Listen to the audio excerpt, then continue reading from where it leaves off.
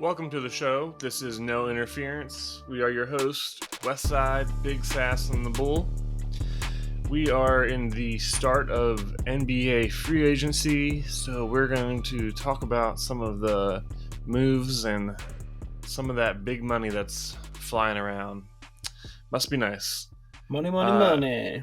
So, first news, Kyrie Irving has announced that he's re-signing with the Mavericks on a 3-year, $126 million deal. Personally, I would have gone in another direction, but for whatever reason, people think he's one of the best players in the league, so that's what they did. What do you guys think?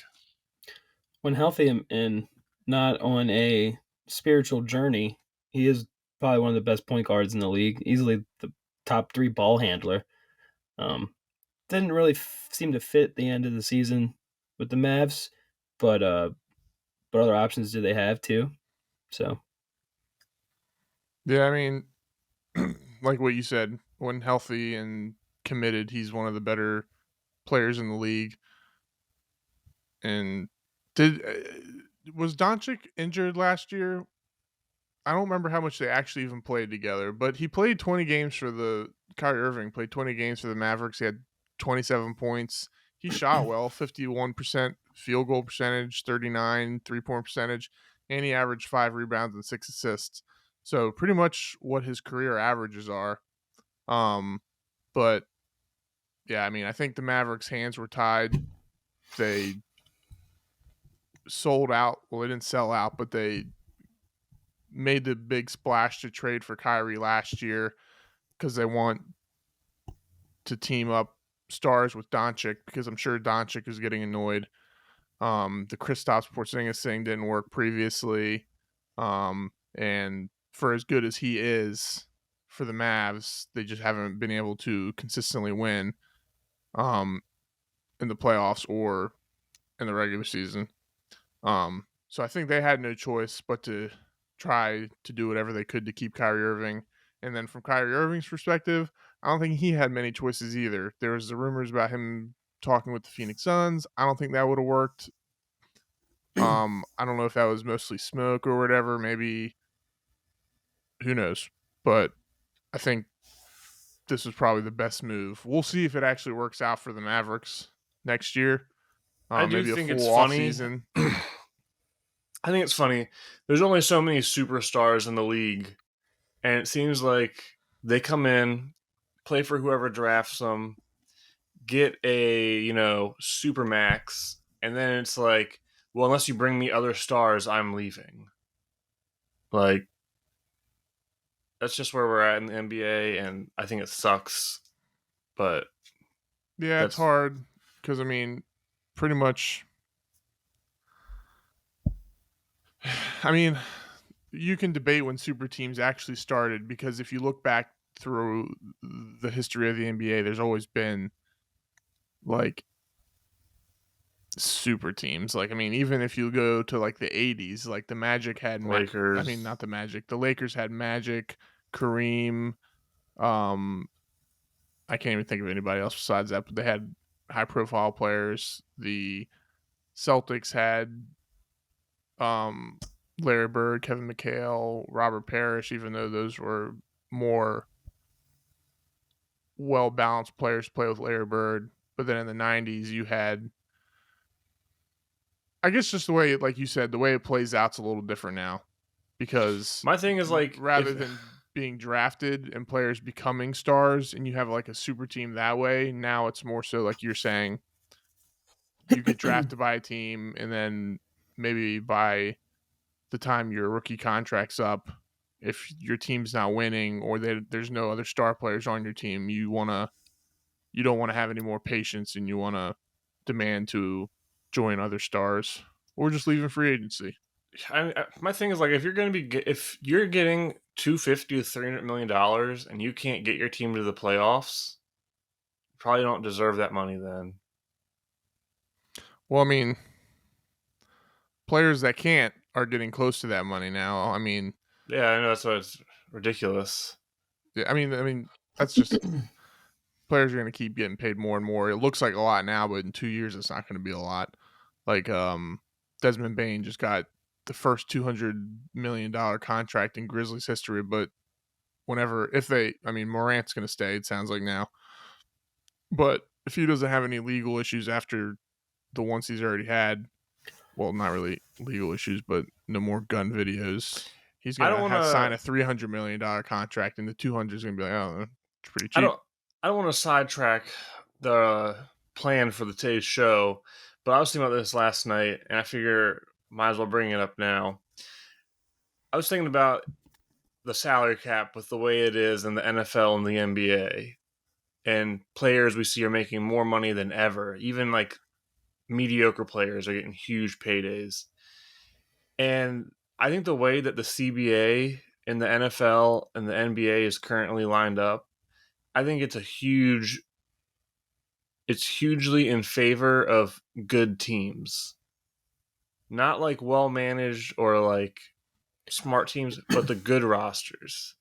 Because that's, if you look at the teams that just, have the good players, it happens all the time. They'll bring in like, I don't know, depending on the league, they'll bring in a handful of other good players who are just like, well, we'll take the veteran minimum, or we'll take way under salary because we're just trying to win at this point.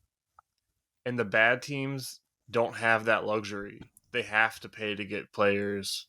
And so you're creating a situation where it almost allows for dynasties. That just allows, but welcomes. Whereas there used to be that they were trying to. Is that as much the case in the NFL though? It seems like every year the playoff teams, not the really good teams are going to be good because they have good players, but it doesn't seem like it's as bad in the NFL. So the last two Super Bowls, we've had four of the best teams, or I guess technically it was two of the same teams, but they were the top, the top seeds and the ones that made it to the Super Bowl. Well, I mean, that's not top. I mean, the Eagles haven't made it to the Super Bowl in 7 years. No, I'm saying, but they were the number. The Eagles were the Eagles first have seed. maybe the best GM in professional sports. Yeah, they have arguably the best roster. All right, the 49ers. They were the NFC champions, or the runner-ups. They haven't made it to the Super Bowl in a couple of years. They made it to the NFC Championship a few times in a row. All right, the Giants. Giants fell off pretty quick. And I'm not disagreeing with you. I just think it's not as bad in the NFL. No, I don't think it's as bad as the NBA at all. Because it's not as bad, but it's just like all those years when like the Patriots were just basically every other year they were in the Super Bowl. Like you would just see like right in the off season, like closer to the start of the training camp, they'd sign like 5 veteran players for like chump change, and like I get players want to go to another. Especially in the NBA, though. Time out. So maybe I missed something. Are you arguing that it's a problem? I thought your argument was that the teams that can. What was your argument? My thing is that the new CBA, just the way the caps are, it's a huge advantage to teams that are able to sign players under their value. And typically the only teams that can do that are the good teams, the teams that are already good. They're pretty much guaranteed to make a playoff run. Okay, I agree with that in the NFL. I feel like the NBA is a little different because the NBA has been more about that and the big market teams. I don't know. I agree with you then, I guess. It was like with the Warriors, Iguodala was getting paid like minimum to play on the Warriors for like 5 years. It was his finals MVP. But if you're a team that's like the Golden State Warriors were never really they weren't a great franchise until the 2010s and the Steph Curry era. So people they drafted. But then once they got good, they were able to just constantly bring in these cheap. It's easier to maintain than it is to get there. is the right argument to be made then not really against the CBA and more so about just the culture of sports, where if there's a team that's winning and has a winning culture, players you're going to want to play. I mean, if you're a veteran, it's a magnet who maybe is worth more than what they're going to pay you, you would still rather take that money than go to the lesser team that can offer you more money. Yeah, I think it's just the whole like ring chasing, like yeah. Well, at least the NFL's strict with their salary cap, unlike the NBA, who allows all this other bullshit to go on with luxury tax and people. You know, if you drafted a player, you can sign them to the biggest contract ever, but only if they've been here and then met certain requirements too. I don't know. It's just a lot going on with their cap. Yeah. And I agree with you with the ring chasing thing. I don't think it's as big. Maybe I'm just misinterpreting that too, what we're saying by veterans. But like these like star players who are still playing at a high value, going to chase rings to join other superstars. I don't like that kind of culture. But it doesn't seem like those players are taking less money. Now, older veterans that aren't in their prime anymore, but are still decent, taking less money that they could get for a lesser team. I don't really have a problem with that. And maybe their value isn't as good. I don't know. It was just something I was thinking about last night. Yeah. But I don't see the NBA changing or in the NFL. Well, I don't see any sports changing for that. They're definitely not going to revert back to the old days. I think in the NBA, I just missed it back in the day where, like, for the most part, it was like every team like had their one superstar, and like it was like you could turn on any game and it could be like a good game. Yeah, I love watching the old school like playoff highlights because even if there was one or two superstars, it was just they're always battling. It's like every team had a chance. It was just who was better that night instead of loading up your roster. The way the league is going right now in the NBA, last year, I mean, some players were aging out that were superstars and some younger players were becoming stars. So I felt like the NBA was pretty well distributed last year as far as talent goes, and it made for a pretty good playoffs. The Miami Heat were a play-in team, and they made the finals, and the Nuggets had never been to the finals, and they won the finals. So I thought last year was pretty good. Mm-hmm. Now, I mean, this offseason, Damian Lillard's trying to join the Heat, and Bradley Beal joined the Suns, so it's kind of going back to the way it was for a few years. But well, three-headed monsters all around. Back on topic. So we talked about Kyrie Irving. The next is the Rockets. They have money to spend, so they bring in Fred VanVleet on a 3-year, $130 million deal, and they bring in Dillon Brooks on a 4-year, $80 million deal. Now, to me, that's a lot of money going to two guards that on a team that already had Kevin Porter Jr. and Jalen Green. So I'm curious how those four are going to break down minutes. And they also traded Josh Christopher and Kenyon Martin Jr., who were two of their better forwards.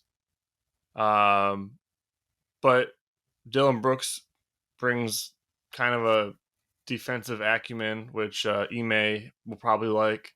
And VanVleet is a veteran guard with a championship pedigree. But a lot of money getting thrown around. Yeah, I like the VanVleet signing more than I like the Dillon Brooks signing, just because Dillon Brooks embarrassed himself last year with the Grizzlies. I think Dillon Brooks. I mean, is he listed at guard or small forward technically? But he's like 6. He's smaller. He's not small, but he's like for the NBA, he's like 6'5", 6'6", probably. Like, he's bulkier. He's listed as small forward. I guess I've always seen him as a guard. He can probably play guard and small forward, and he is shorter for small forward. But yeah, he's bigger. But yeah, I mean, Ime Udoka is a good coach. He was off a year. We'll see what he can do with the Rockets. I mean, he came into a Celtics team that was I think this is a bigger test for Ime Udoka because as good as he did for the Celtics, it's not like the Celtics were a bad team under Brad Stevens. They made the conference finals constantly, and then I think they did get bumped in the first round against the Nets their first year. But we also never mind. I'm not going to get into that. But then they switched Brad Stevens to the general manager role, brought in Ime Udoka. So the Celtics were already good, and then he took them to the finals, took them over to the hump. So good coach, yes. Rockets team, they've been a bottom feeder for a few years now, so we'll see how he does. I do think he's a good coach and will make them better. But I do like bringing in the veteran. Oh, and they got Amen Thompson, so there's another guard for them trying to get time for. Yeah. Well, here's the thing. Go ahead. I was going to say, my thing, and I guess it's just culture change, the dollar amounts. Like, I think if you look at all the moves the Rockets have made, you can see them going from a bottom feeder to a play-in team now. And that is a progression you want. Mm-hmm. It's just the amount of money getting thrown around is just... I mean, Dylan Brooks got $80 million. That's chump change. He's getting $20 million a year. $20 million a year. That's chump change. Culture change. Just signed for $3 million with the Lakers. Who? Cam Reddish. Cam Reddish is I know, but I'm just saying though, like. But yeah, like, in the NBA, All-star. Desmond Bane just got 5 years, $200 million. That's $50 million a year. But Dylan Brooks is giving you. Did they go back to Grizzlies? The Grizzlies. Okay. So they're Brooks is giving you 15, 2, and 2, like, and now he's getting $20 million a year for that. I mean, besides Dylan Brooks, the Grizzlies were kind of a dumb team all year last year. They were very cocky. They hadn't done anything. They're still young. Dylan Brooks kind of got the rough end of it because he did the extra stupid stuff during the year and in the playoffs. And they pretty much were like, we don't want this anymore. He wasn't a bad player. He was decent. And you guys got him for 4 years, $80 million, $20 million a year. And like I said, in 2 years, that's not going to be nothing. Well, that's because the market's going up. The Celtics are about to pay Jaylen Brown $300 million. Jaylen Brown's a top 20 player, arguably. You could argue. I'm not saying that. I'm not saying Dylan Brooks and him. I'm not saying Dylan Brooks. Okay, but if you want to compare that, okay, Jaylen Brown. I love Jaylen Brown. I know I said my words about him on the show and stuff, but I'm a Celtics fan and I live in the moment. If you look at Jaylen Brown's going to be the highest paid player in NBA history for a few days at least, or for a few months. I don't know. Whoever's next up to get paid. He's not the type of player that I think should get that kind of money. And I don't know. The Tatum $100 million 5 years, $100 million. Did Tatum already sign an extension?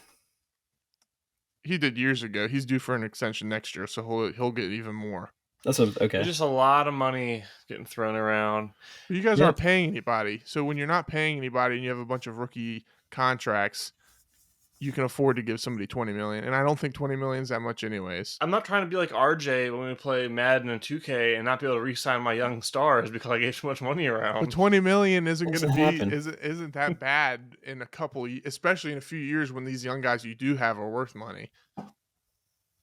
But yeah, I think the Van Fleet signing's good. I think the Dylan Brooks signing, maybe with Ime Udoka, he'll get in the players' faces too. He did it with Tatum and Brown, which is one thing I liked. Like, he held them accountable, like right on the court too, in front of and after I actually didn't like it at first because he pretty much said they like threw him under the bus, and I was like, you can't do that as a coach. But then they started playing better. Just embarrasses me. Yeah. So I think it's good veteran signs. I was going to make a point about your young players. your young players have good stats. If you look at their stats from last year, especially the main young core you have, but it didn't result in wins. So maybe, throwing in those veterans and give a little bit more meaning to the minutes those young guys are playing and behind their stats. And did you see the video of Jalen Green and Josh Christopher? Yeah, we don't need to talk about that. I was just curious if you saw it. Yeah, I did. I didn't see it. Look it up after the show. Yeah, we don't need to talk about it. After the show, not right now. Oh, Jesus. I mean, moving on, just don't comment on it. Moving on to money getting thrown around. LaMelo Ball, he just signed a 5-year max to stay with the Hornets. 5-year, $260 million. He's coming off a season where he averaged 23 points, 6 boards, and 8.5 assists.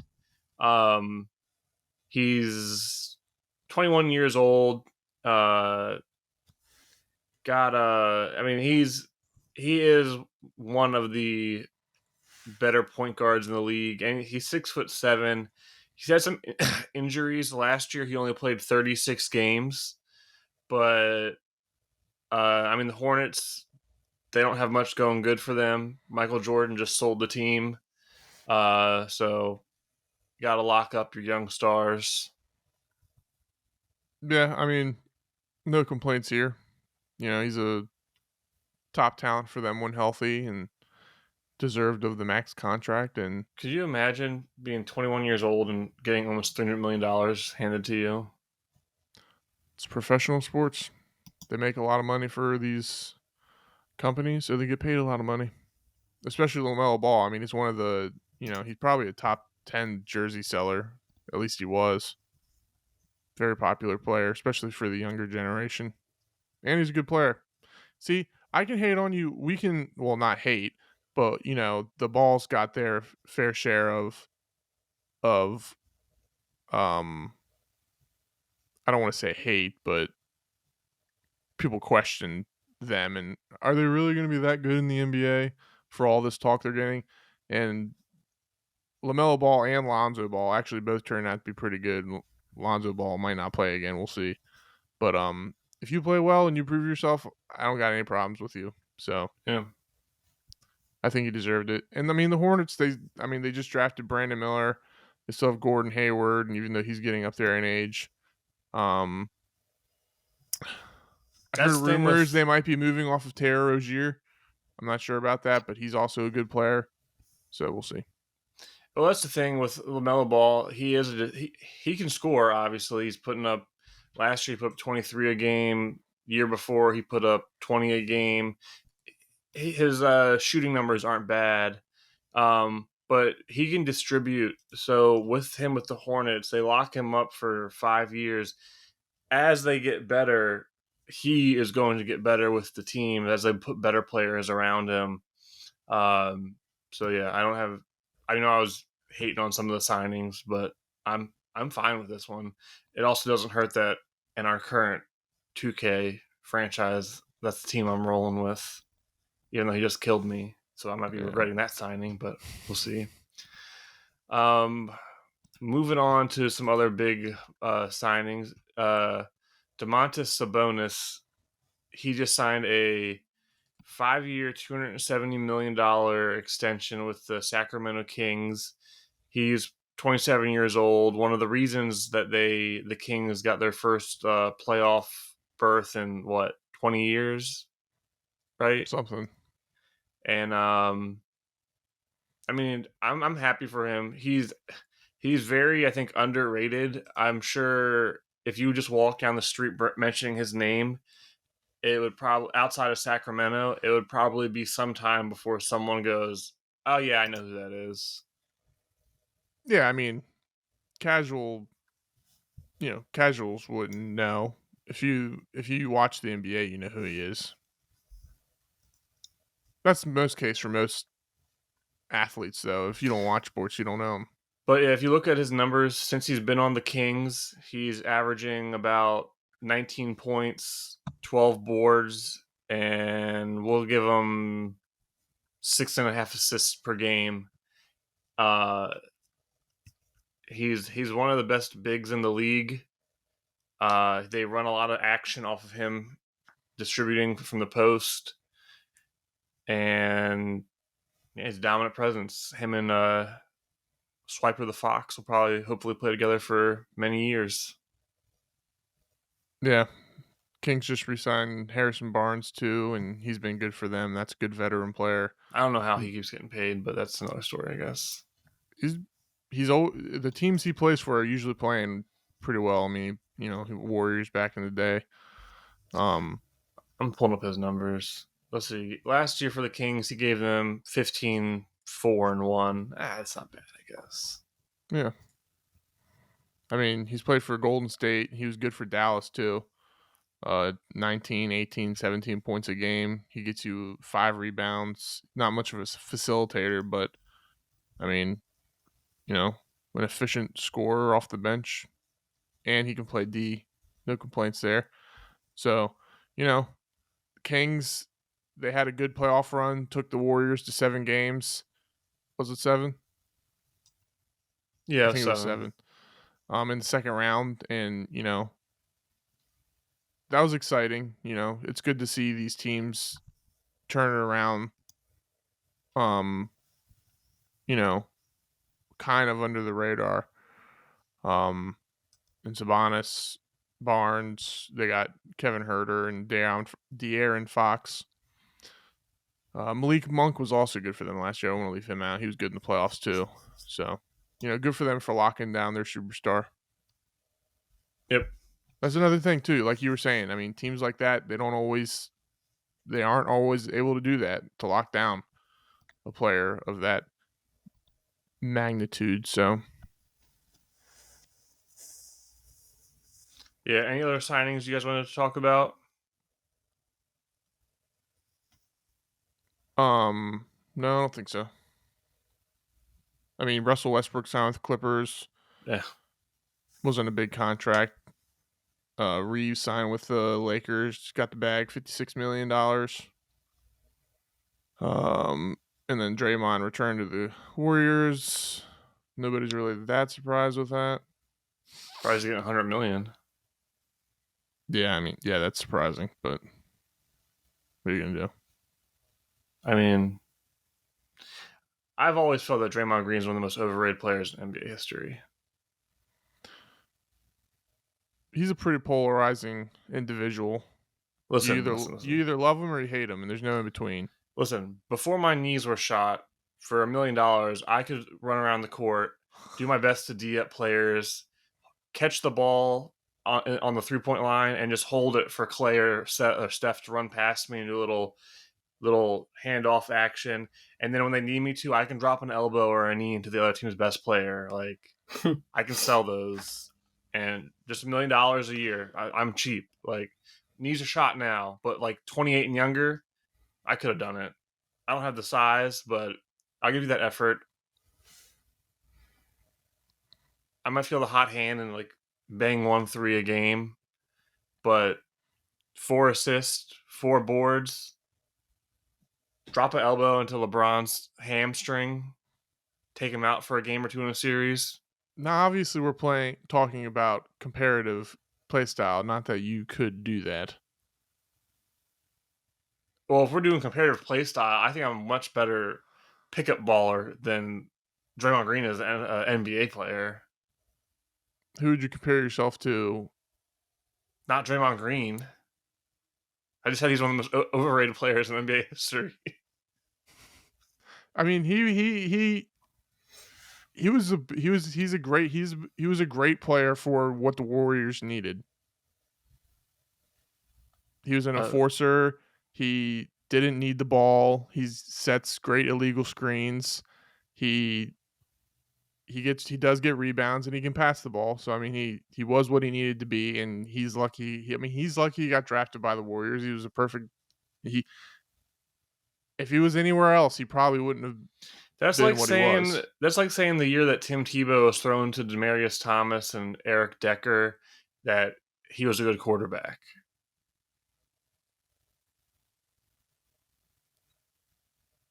Yeah, I mean, he played well that season. he threw the ball to 2 freak athletes that did all the work. Well, yeah. I mean, yeah. Draymond That's what I was saying. Draymond Green's Green whole was career is kicking out to 3 of the best shooters in NBA history. Yeah, and Kevin Durant. Well, I said 2-3. Oh, 2 to 3. Yeah. Like, I could get the ball, trip into the post, and I will say Draymond Green's caused more trouble than somebody of his level of play should.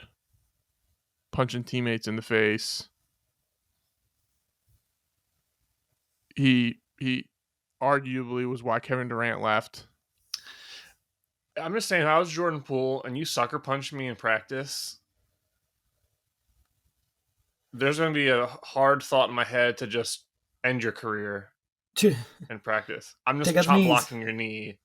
I tripped on the floor, sorry, and your knee's done. Jeez. Just sucker punch someone. If you're going to fight, that's fine, but he literally just came up and just, from the side, just cheap shot Jordan Poole.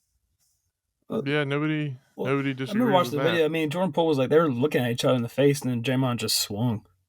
I think it's sucker punch by you're not expecting your teammate to punch you in the face. Because he was definitely they were like arguing, and like Draymond was coming closer to him, and he just swang as soon as he got there, pretty much.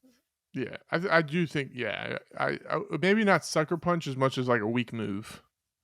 Bitch made teammate. Yeah. I'm going to be in the locker room with a tire iron. Soldering iron. Pull Tanya Harding back in the day? Yeah. That figure skater. Of Moe's running and I'm looking for Oscar Martinez. On to the next. Well, if we don't have any more NBA contracts to talk about. Damien Lillard. Oh, yeah, Damien Lillard. Well, so what was it? He just officially requested a trade. 48 hours ago, it was, he's going to the Heat. And then the Blazers GM or owner came out and were like, we need a star back for him. And then you look at the Heat's roster and you go, well, they only have 2. If they trade them, there's no point in going there.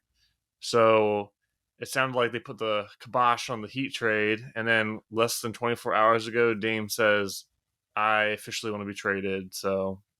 Yeah, it's interesting because the rumors are that he wants to go to the Heat, and that's who he wants to be traded to. But I'm like, you have no leverage. Well, people say, oh, well, the Blazers should respect him for all his loyalty. No. And no, they paid you tons of money. That's the respect for your loyalty. I do think they should have no hard feelings about him wanting to leave, but they're a $1 billion corporation that they need to win games. Maybe they haven't done the best or as good as other teams have, but they still have millions of fans that they need to, do right by. Yeah, I mean, if Tatum said he wanted to be traded tomorrow, or in 10 years, if Tatum says he wants to be traded and we never won, I'm like, I respect you and I'll always love you, but I need something in return. Yeah, like you can't just give it. I'm not going to be like, oh, good for you, Tatum. I hope the Celtics get a 2nd round pick. We'll be all right. Go have fun winning somewhere else. I'm not saying maybe Portland Trailblazers fans are the real a-holes here because they're like, oh, yay, good for you. I'm still going to root for you when you're with the Miami Heat winning championships and we're stuck here in the mountains not winning nothing. My thing is like, I'm not saying burn bridges with your like. He might be the best player in Portland history. Might be. Clyde Drexler. I said might be. I didn't say he was. I mean, he might be stats-wise. Clyde was pretty good, though. But it's if you're an owner and a GM, and people might not like this, you're at the core of your business, it's asset management. Yeah. And Damian Lillard is your best asset. And like you said, if you give him away for... What are the Heat going to give you? Well, the rumor is that there's going to be a 3rd team involved, but still, if they want a superstar, those trades never work out. Those 3-team trades always end up being the good team gets the superstar player, the mediocre team ends up getting like a couple 1st-round draft picks, and then the team that's losing the star gets like 4 like like journeyman players, and everyone goes, "Oh, good trade." I'm like, no. Well, you saw what happened with the Wizards and Suns with Beal. Yeah, the Wizards were in a different predicament too because he had a no trade clause, so he literally could pick where he wanted to go. But that's what I'm saying. If there's a 3-team trade, it still doesn't like. Let's say a third team with a superstar comes in. I can't think of any team right now that has a superstar that would trade him to the Trailblazers so the Heat could get the. What would need to happen is the Heat trade. To me, what would need to happen is that the Heat trade their role players to a third team. A third team trades their star to the Trailblazers, and the Trailblazers trade Dame to the Heat. But that still doesn't make sense to me. And it would have to be like for example, Dame to the Heat. The Heat send like 4 first-round picks to the Rockets, and the Rockets send Jalen Green to the Wolves. I mean, to the Trailblazers. Yeah, just an example. Just an example. If we want to count Jalen Green as a star,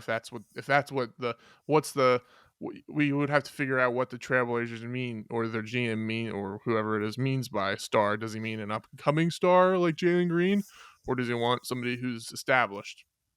Yeah, I was trying to think of like a not a legit superstar, but a younger, quote unquote, future star that it would have to be the team in the West, because the team in the East isn't going to give up a player to make the Heat that much better, I don't think. Yeah, unless they're a team that doesn't plan on competing as much. What maybe Pelicans send Zion over to the Trailblazers? Yeah, I mean, then they're sending him to another West team. Yeah, but they already don't want him, and then they could get a bunch of firsts from the Heat in a 3-team deal. Yeah, but but then you're not getting any return on those first round picks unless they're later down the road. I'm trying to find some examples. Yeah. I mean, that's why I think it's a tough trade because.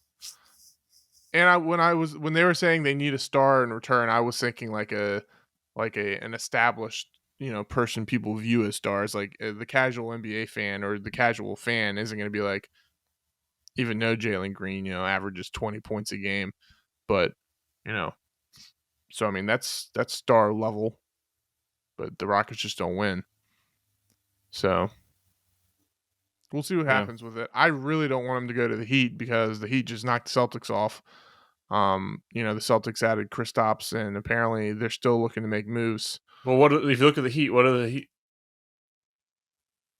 Just keep going. What do the Heat need? They're a very good defensive team that rely on Jimmy Butler to be a bucket getter in the crunch, and that's not really what he is. So bring in Dame, who can just go off for 35 any given night. I'll counter argue is that the Heat would make them, even though they were playing, their role players were not good last year, and that's why they were a playing team. Once they got to the playoffs, Jimmy Butler occasionally had big games, and the role players were pushing them through those first few rounds. In the finals, neither of those showed up, and they lost. So I would say, yeah, even if they have to lose some of their role players, a player like Damien Lillard will help, and you can win with Jimmy Butler, Dame, and Bam Adebayo.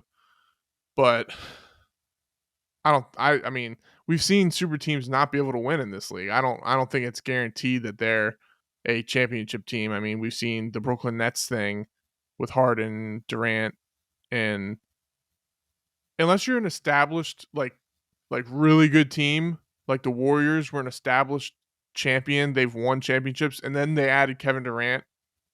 Okay, I can be like, oh yeah, that's a super team. They're gonna win a couple championships. Yeah, that's more like when the Celtics added Dame. Huh? That would be like the equivalent. Kevin Durant going to the Warriors, or would be like the equivalent of almost the equivalent of like Dame just going to the Celtics without a trade, just going to the Celtics. Oh yeah, like a free agency. Yeah. Yeah. But like Jimmy Butler and Bam, they, I mean, you could argue that they've done just as good as the Celtics the last few years. but they're, I don't know. Jimmy Butler and Dame are both older too, and I mean Bam's younger, but we'll see. I mean, I don't think that the Heat, if they have to give up a couple, they already lost Strus, and if they have to give up a couple more role players to get Damian Lillard, we're already deep into free agency. Where are these role players going to come from? Are So like what I said, a bunch of veteran ring chasers signing for veteran minimum. And I don't think that's, I don't know if those three are good enough to run with that. Like, you don't have Damian Lillard Tyler and Hero also. I don't see how they're not going to be able to trade. I think they're going to have to trade him. Well, I don't think Dame's going to the Heat. I don't think it's not happening. So this is all hypothetical to me. Yeah. Yeah, and they Duncan Robinson. They have Caleb Martin. They have what's his name? Yeah, and then they have the other their point guard. I can't remember his name, but no, I think Lowry already left. They already released him. Gabe Vincent, or whatever. Gabe Vincent. Thank you. Gabe Vincent? Yeah. Oh, I didn't know he left. I didn't know he left in free agency. So They've already lost Strus and Gabe Vincent, who were two of their best players in the playoffs, and they might have to trade Duncan Robinson and Tyler Hero. So then you have Jimmy Butler, Bam, and then Caleb Martin are pretty much your three. And then you have an aging Kevin Love. And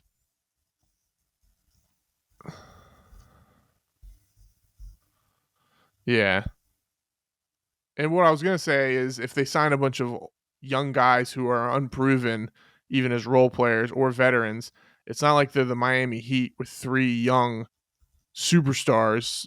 The Heat, when they got LeBron, Wade, and Bosh, they were all in their late 20s and still in their prime. So they were just able to go out and sign these, veterans, role players that weren't really that good, and they made them good, like Chalmers. You know who I think would have been a great signing for the Heat? And I don't know what their cap situation is, and apparently they've been fixated on just getting Dame. I think Brook Lopez would have been a great signing for them. I know he just re-signed with the Bucks, but that would have given you a true center to bump Bam to a more natural 4. And then Brook Lopez has evolved into a floor spacing 5. So on the offensive end, he wouldn't be clogging the paint for Bam and Jimmy Butler. And on the defensive end, he can be the anchor, so you don't have to get Bam getting abused by if the Heat starting 5 was Dame, Jimmy Butler, Bam, and they had gotten Brook Lopez, and then I don't know who would start. Probably not Caleb Martin who'd come off the bench, but even those 4, Brook Lopez is good enough to where I'd be like, that might be a championship team. So thank God that didn't happen. Well, the Rockets were apparently after him, and then he turned down their big deal just to go to the Bucks for a 2-year, $50 million.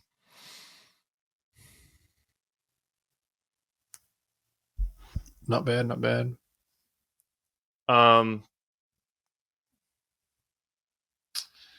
But yeah, lots of things going down in the NBA. I'm sure by the end of next week, there's still gonna be some trades, and the layout of the land is gonna be a lot different. Yeah. Final thoughts too on the Damien Lillard is unless there's a third team that has a star that wants to take on the Heat, role players for whatever reason, or draft picks that won't be that great anyways, a 1-for-1, unless the only other way it would work is if the Trailblazers are like, we love you, Damien, go away for nothing. We don't care about winning. Those are the only 2 ways it would work. So like you said, Damien Lillard doesn't have any, he doesn't have his leverage is none. You know what? One thing, you can just say he wants to play for the Heat and he refuses to go anywhere else. Then you look like an a-hole. and the Trailblazers are screwed. And if I was the Trailblazers, I'd be like, fine, stay here. We'll suck for a few years and get the next great player, and we'll just pay your salary to retire. You know, one thing which I think is funny again, this is not really on topic. Dame has been a borderline superstar. I guess it is a superstar in the league for 10 years?